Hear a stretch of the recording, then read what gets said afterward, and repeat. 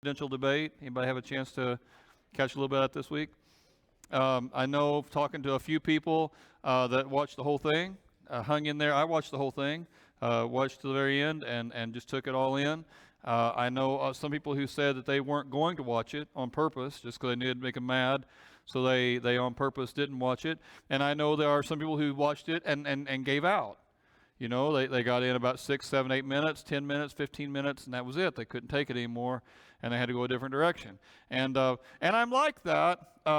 Truthfully, every 4 years, I have the same thought. It's hard to believe out of all these millions of Americans we have, these are the two best guys we could find to be voting for. But that's who it is, and that's what I always come to. I mean, it doesn't matter.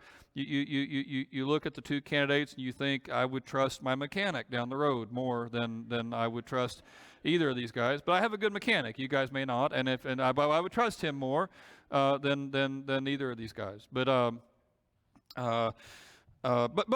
it's what we do, right? And I know that there are some people who, because of how crazy it is, because of how nutty it is, they've gotten used to just not saying anything this time of year. They just on purpose don't talk. They know if they talk about not talking about religion or politics, and they kind of adopt that. I just don't want to take anybody off. I don't make anybody mad. So I'm just going to not say anything. I know more than one person who have gotten off of social media altogether until the election's over. They said, I can't take it. Every time I read it, I get mad.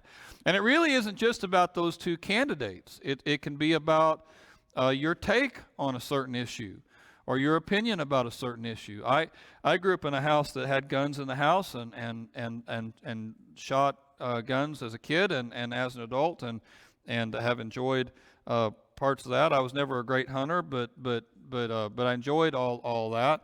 And I remember being in a conversation not too long ago about that, was talking about it, and you could tell that I had ticked the other person off, and at first I wasn't sure how I had ticked them off. I could tell that I had, but I wasn't sure what I had done. And I said something, did I bother you? And they said, well, I didn't think you were one of those.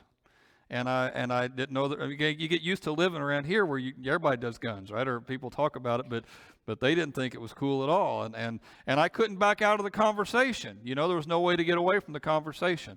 Maybe your opinion or your take on racial issues or Black Lives Matter, or your take on abortion, or your take on gay marriage, or your take on, well, there's 100 different things.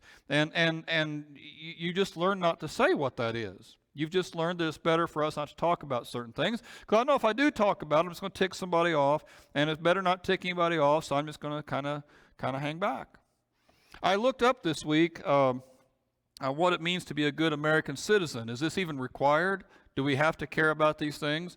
And according to the U.S. Citizenship and Immigration Bureau, the expectations of a citizen are that you'll support and defend the Constitution. You will defend the country if the need should arise. You'll serve on a jury if you're called upon. You'll stay informed about issues affecting your community, and you'll participate in the democratic process.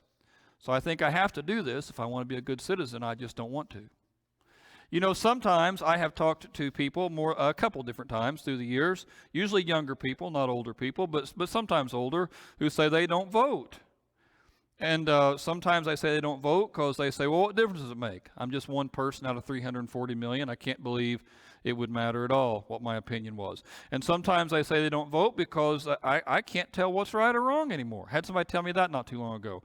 I can't even tell what's right or wrong anymore. And you know, just as one illustration of that, I have friends who tell me that if we don't start wearing these masks, you're going to see not hundreds of thousands, but millions of people die. But if we will wear the masks, we can really still whip this thing. And they got statistics, and they back it up, and they tell me who they read this from and why they know it to be true. I have had other people tell me this whole thing's a con. It can't stop anything from spreading around, and that as soon as the election's over, nobody will be having to wear these anymore. It's just a political thing. And they also have statistics and people they've read who told them to believe that, and they're convinced they're right too. And so sometimes the temptation is to say, well, I don't know. I don't know either one. I don't know what's going on. And again, there's 100 things like that. You know, you listen to one person and they've got it all figured out on their side, and then the other person comes along and they've got it all figured out on their side, and it feels like you're just talking two different languages. And so you say to yourself, well, I'm just one guy anyway, and I don't know enough about this stuff, so I just won't do it at all. But a good citizen, you know, that's what they do. They stay informed about issues affecting the community, participate in the democratic process, participate in your local community. If I want to be a good citizen, and that's what I've got to do. I've got to step out there occasionally. And again, some of you guys think, well, you know, the benefit of being an American is I'm free to do whatever I want, and that is true. You don't have to be a good citizen if you don't want to, but to be a good citizen, well, this is what's expected.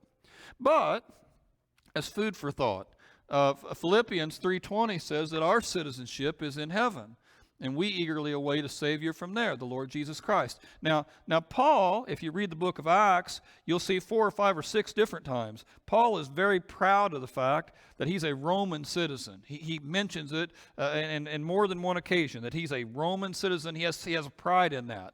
Maybe some of you guys have a pride in being an American citizen. When you see the flag or you hear the national anthem or that Lee Greenwood song or something like that, your heart swells up, you know. You kind of puff your chest out a little bit there. You're proud to be an American. It means something to you, right?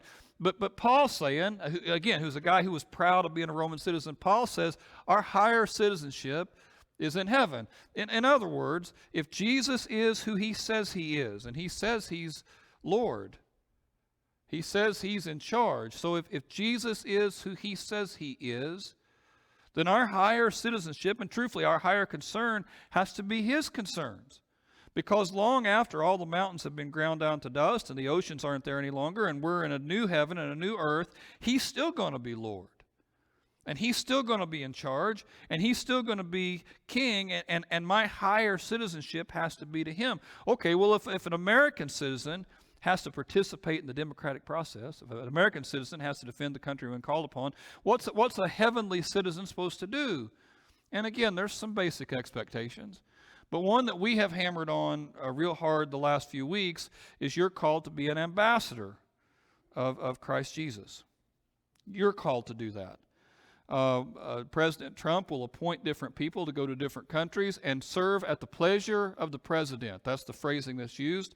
And to be his representative in Nigeria or Laos or Taiwan, Egypt, wherever. Whoever, he sends them there, and they're his guy. And they're supposed to say while they're there things they think he would want them to say. And you've been called to be an ambassador of Christ. And this is one of the hallmarks of being a citizen of heaven, is that you're willing to do that you're willing to step out there sometimes. And again, it's frightening sometimes. Sometimes you take a step off that cliff and you can see the other person's face darken a little bit, or you can see them kind of look at their watch or want to go somewhere else, and you feel like, oh, what have I done? And because of the fear of all that, you may not want to do it. Naturally, this is not the only thing that a citizen of heaven does. I mean, you're called to love people passionately, have heart for the broken. You're supposed to be kind to people who can't pay you back. You're supposed to serve. Because it's stuff that Jesus did. But all that stuff, truthfully, is just being his ambassador. I read an article this week, and I thought it was profound. They said one of the surest signs of a person being a good person, this was the article, was if you'll push the cart back to the rack in the grocery store. If you're a person who will push the cart back to the rack, you're a good person. There's no punishment for it. No one's going to, there's no fine, right? They're not going to, at Aldi's you'll lose your quarter, but that's about it. There's no fine. No one's going to mock you. No one's going to cut. Well, the guy who pulls in after you is going to cuss you, but he won't know it's you. He'll just be cussing anonymously, and you'll be gone. And if you're a bad person, you don't care about that kind of stuff. You don't. If you're a good person, that was the theory of this article. I don't know that I agree with that, but I know there's 1,000 things like that all day long. And if you really want to honor Christ, and if you really want to honor the Lord, then you'll go that extra mile. You will. You'll take the risk. You'll take a step or two out there. You'll do what you do because he's done so much for us. And we've been pounding away at this for the last few weeks, but I want you to know that as Christians, we have a higher citizenship. And this is our duty, and I want you to think about that. It's our obligation. And it makes a difference, even if you're just one person in a dark area. You know, for some of you, you know, of course, that some ambassadorships, if the president could appoint you to be ambassador, some ambassadorships are better than others. Some are more prestigious than others. If you could be the ambassador to Great Britain, I think that probably is a higher ranking position than if you're the ambassador to Mongolia. But we have an ambassador to Mongolia, I'm sure we do, and he's in a hurt out there somewhere and thinking about being home one day, trying to represent best he can where he's at the values of America, and all of you too. You know, some of the situations and stations in your life are great. You know, they're easy. And it's easy for you to talk about whatever you want to talk about. No one's going to give you grief. We're all free exchange of ideas. You can pretty much say anything to anybody, and they'll be glad you did. We know some of you are like that. But for some of you, you're the only bit of light in a dark circle. None of them have any connection at all to the God of heaven. You're the only one. And in that situation, man, it's just so important. It's just so important that you take that risk. Paul says, and this will be our main text today, in Romans chapter 10, he says, everyone who calls on the name of the Lord will be saved. Now this is good news, and it's the foundation of the gospel. If anybody calls out to Jesus, he's going to take them. He's going to take them. The work has already been done. On Wednesday nights, we've been going through Galatians. Galatians, over 6 chapters, powerfully makes the case that you're not saved by being good. I have talked to people before who said, well, I'll get myself in shape one day and then I'll be a Christian. Or I'll get myself straightened out, then I'll go be a Christian. And you're never going to get straightened out enough to get that done. He has paid everything already. And no matter who you are today, it's kind of a fun mental exercise to me, but whether you're the best person in here or the worst, and one of you is the worst, you know, maybe you're sitting by the worst person in here right now. Kind of glance at them, see what you think. You might be right now with the worst person in here, because somebody is. We just don't know who it is. And if you are, even with that person, the very worst person in here, all they've got to do is call out to God, and He'll take them. And that's good news. It doesn't depend on your goodness. It doesn't depend on your righteousness. It doesn't depend on your ability or your talent or your status, your gender, your sexual orientation, your heritage. None of that matters. You call out, He'll answer. It's like somebody telling you that your rich uncle you didn't know you had passed away and there's $1 billion in the bank and you just got to sign here and it's yours. And there's no work at all. It's yours. It's already yours. Everybody, whoever calls out, will get it. But there's a problem. How, he says, can they call out on the one they've not believed in? Well, that makes sense, right? You're not going to call out to him unless you think it's true. And he says, how can they believe in the one who they've not heard about? That also makes sense. How are you going to believe in something if you never hear about it? And how can they hear about it unless someone preaches to them? Now, at this point right here, some people check out of what Paul's point is. Because Paul's point, you can see where the noose is tightening up to, right? You've got to be the one to tell them. That's where he's headed. But when we get to this word here, King James is even worse on it. King James says, how can they hear without a preacher? And so because of that phrasing, you think, oh, well, there you go. My job is to encourage people to come and let a professional, a preacher, say something. And I'm not a preacher, so then I don't have to worry about it. And that's misinterpreting the text for a couple of reasons. First of all, when Paul wrote this, there were no churches like Mount Pleasant. I mean, buildings set up with a preacher employed by the congregation to do these sorts of things. It just didn't happen. We do think that there were probably some people who the congregation would take up offerings for so they could study and do those things. But a system like we have today, they didn't have it. That evolved over the years. So Paul's not thinking about somebody like me doing this. He's thinking about anybody out there broadcasting. Right? You know the truth and you broadcast it. You just share it with whoever you can. And it doesn't really matter who you are.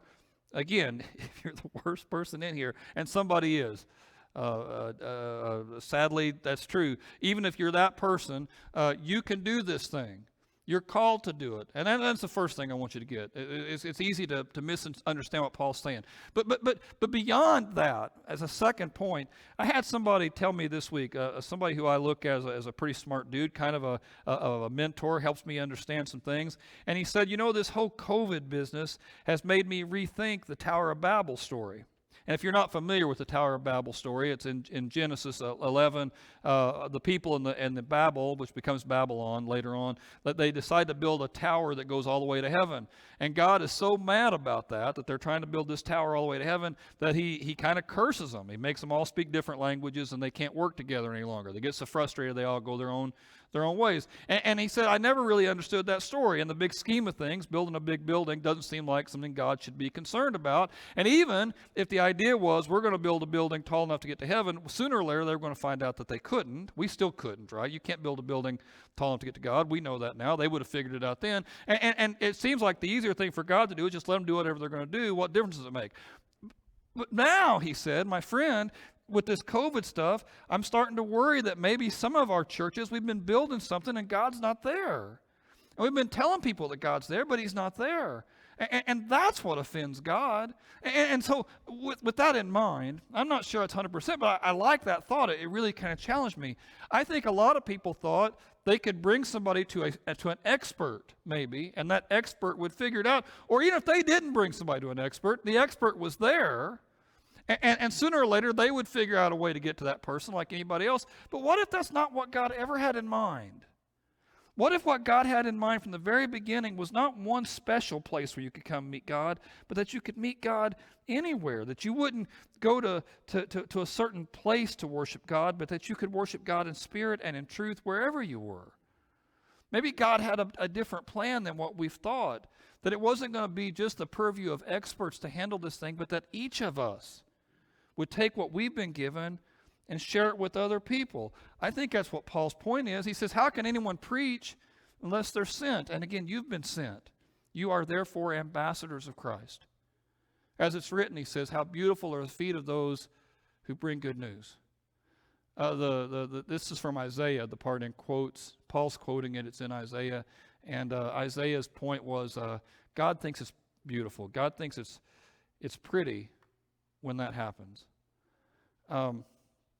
My grandsons are in this weekend, and they had kids program downstairs first hour, and between first hour and second, they ran up and they showed me their bag that they had made, and they had a little thing they'd colored, and I told them, hey, you didn't color in the lines there. I didn't do that, right? I didn't say, hey, it's pretty rough. Maybe go do it again. I didn't say that either. They were just so proud of what they did, and I was proud of it for them.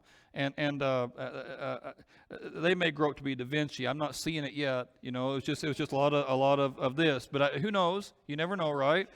But it was an artwork to me.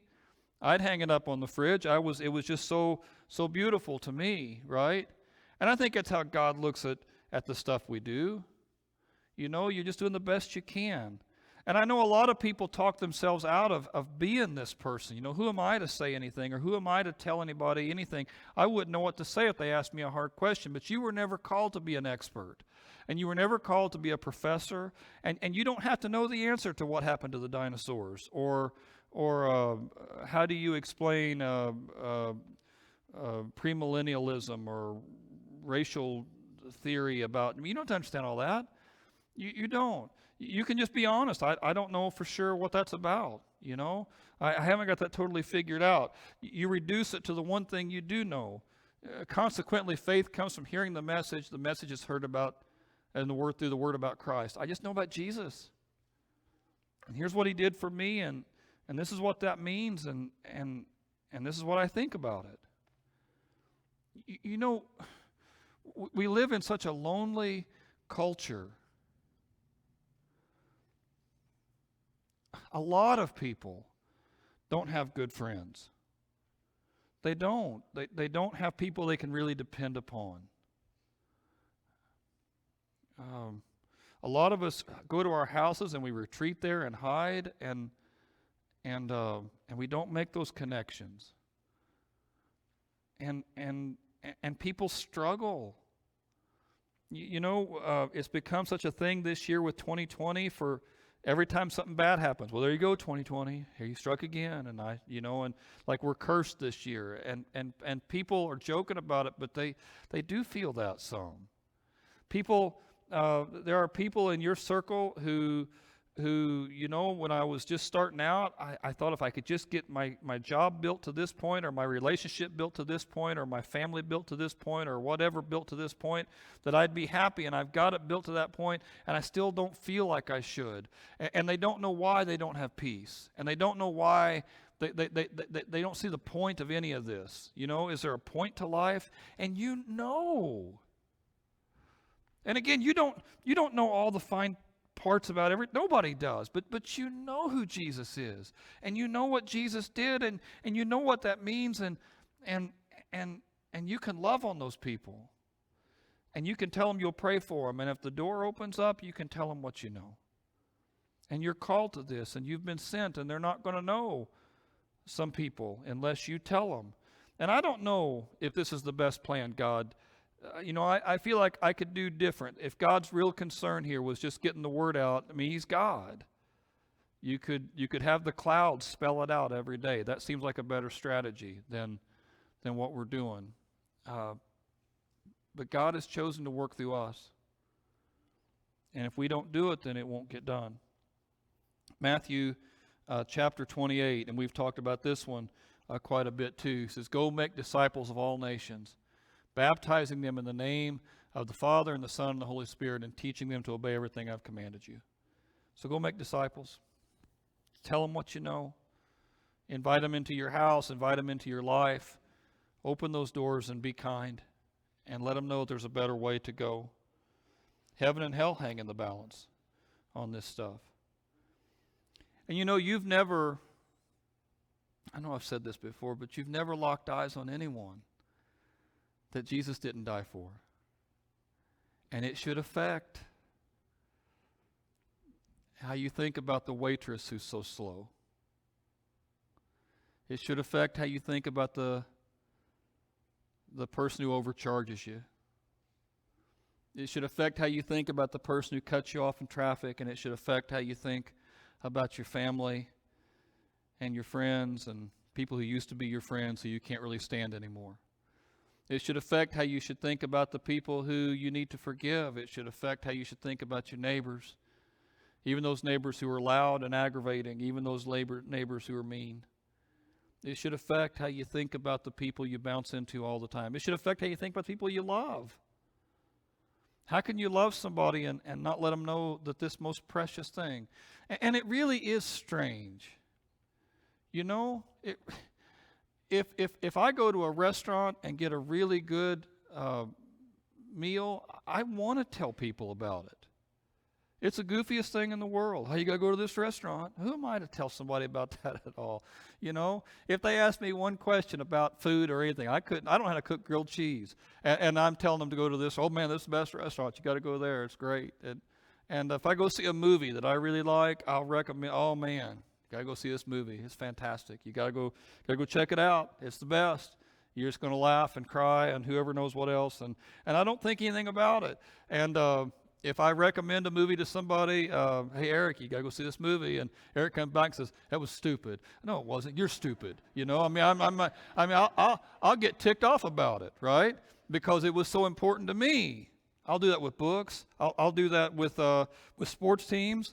The maddest anybody's been at me in weeks is somebody who I told that Jordan Hulls doesn't play good defense, right? And he didn't, right? He didn't play good defense. I didn't think I was out in left field on that sort of thing. I thought I was, and so I'm getting kind of animated about it too. And neither of us are related to Jordan, right? Neither of us know him. Does he even play basketball now? Does anybody know? Is he playing someplace in Europe or someplace? Nobody knows, right?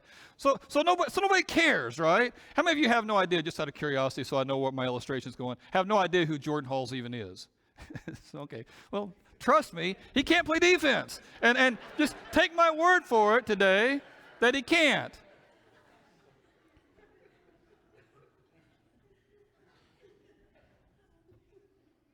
Jordan, if you're watching online, I'm sorry. Can't imagine you are, but if you are, I'm sorry. But on this thing here, sometimes we're scared to take the risk. And it's strange because I think for a lot of people, they would say, this is the most important thing to me. But they're scared to take the risk. In California, I mentioned what happened to Matthew in the Bible. Matthew was an apostle, and he, when he was called to follow Jesus, the first thing he did was had a party for all of his friends, and all of his friends are awful people. You know, I said earlier, who's the worst person in the room? These were all the worst people. I mean, they were the people that nobody else respected, but that's all he knew. They were all his friends. And so he had this big party, and he invited all of them over, and he invited Jesus over. And just see what happens. And I'll tell you, too, as a side note, I think that's an effective strategy.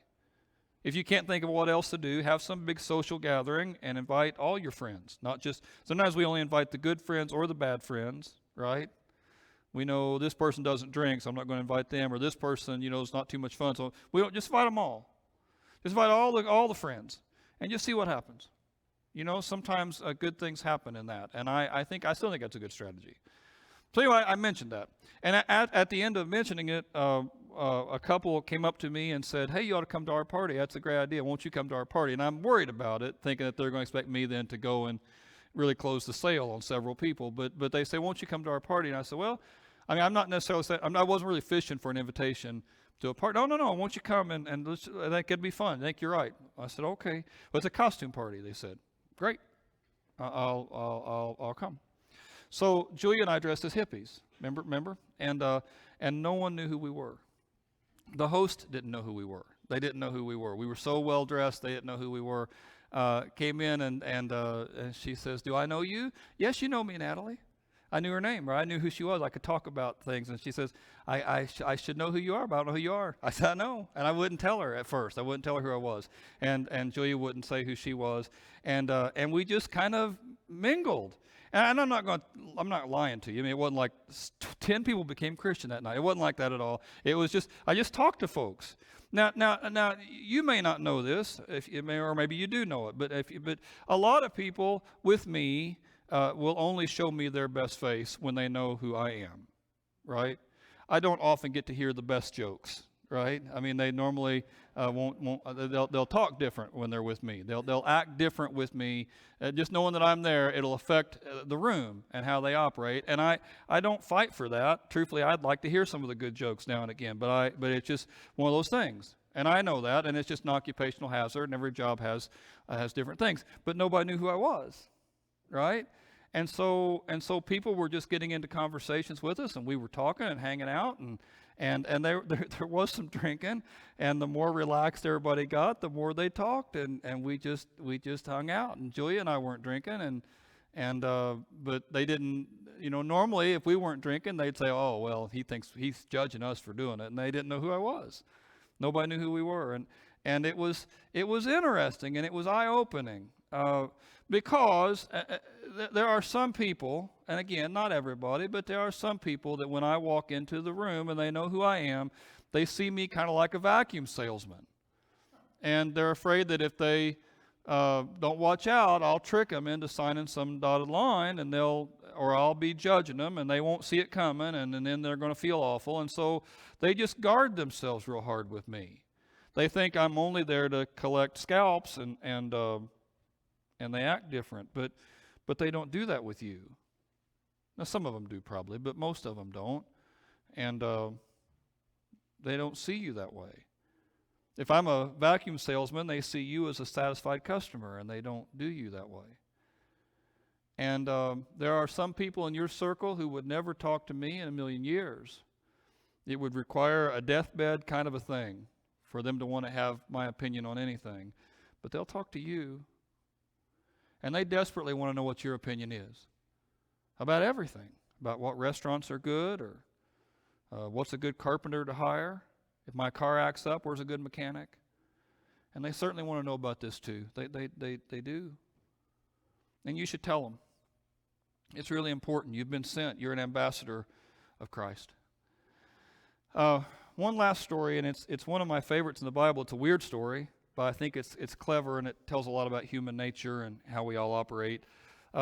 Two countries at war: Israel, the northern kingdom of Israel, and Samaria is the capital, and they were at war with what's modern-day Syria, Aram, at that time, and Aram is battling Israel, and Aram is stronger, and they're whipping Israel, and they finally besiege the capital city of Samaria. They put troops around it so no food can come in or out, and they just wait them out. And it says it got so bad in the city that a donkey's head was selling for like 80 shekels of silver, which is quite a bit of money. And a donkey was an unclean animal. Jews weren't supposed to eat donkeys, and the head is probably the least valuable piece of meat on the animal. So even a donkey's head is selling for big money in Samaria. And it says that a quarter a cab of seed pods was selling for money in Samaria. And the footnote in your Bible will say that the seed pods might be dove's dung. So people were scraping up bird droppings and selling that for food. It got so bad in the story that one woman admits that she ate her child, her baby.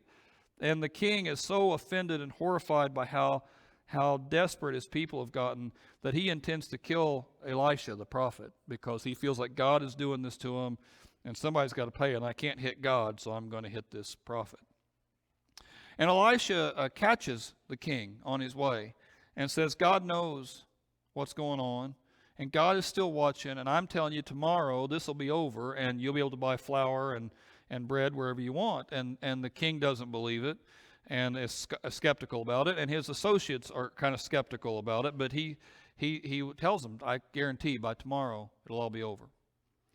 Well, that next morning, the story shifts, and it says there's 4 lepers outside the city, and they're by the gate, and they've had if the guys inside are eating donkey's heads and dove's dung, the guys outside have nothing, right? And they're unclean. They're completely. No one inside will shed a tear if the guys outside, those 4 guys, die, and they're desperate, and they start looking at one another and they say, "Listen, we've got to surrender. Let's just go to the Arameans, the guys circling the city, and let's just surrender to them. And if they kill us, then we're out of our misery. But we can't go on like this." And so they walk out to the first tent, and there's no one there. In fact, the scripture account of this says that the Arameans during the evening heard a great noise, thought it was the Egyptians and the Hittites coming to attack them, and they ran. And so all these tents are empty. And so the 4 lepers go to the first tent, and there's no one there. They eat and they drink, and they find some silver and gold and some clothes, and they go hide it, and they go to the second tent and do the same thing. And one guy looks at the others and says, "Listen, this isn't right. This is a day of good news, and we're keeping it to ourselves. And if we don't tell somebody, punishment's going to overtake us." And I want you to think about the human nature part of it again. These 4 guys, these 4 lepers, there's not one guy in the city who would have tossed a biscuit to these fellas a day before.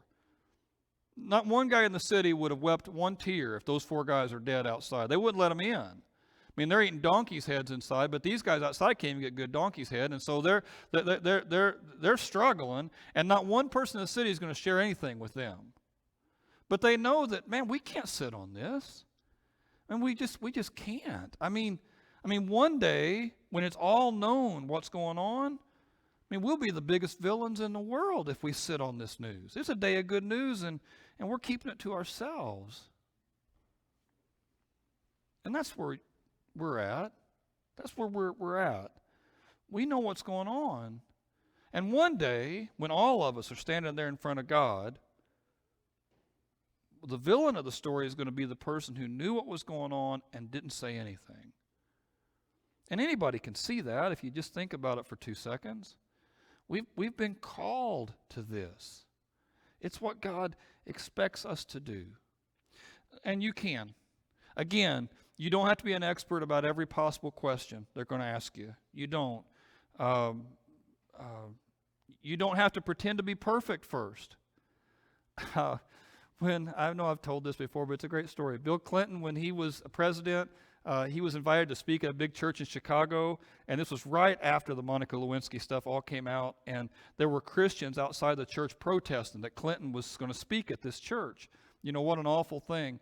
And there were reporters there, and there were people there too, and they asked him, one of the people asked Clinton, you know the protesters are out there, and you know why they're out there. You know what they're doing. Why do you think it's a good idea for you to speak at church? And Clinton said, I think I've proven I need to be in church. And everybody laughed. And then he was able to say what he had to say. And some of you don't say anything because you're thinking, well, if I said something, they're going to bring up my past.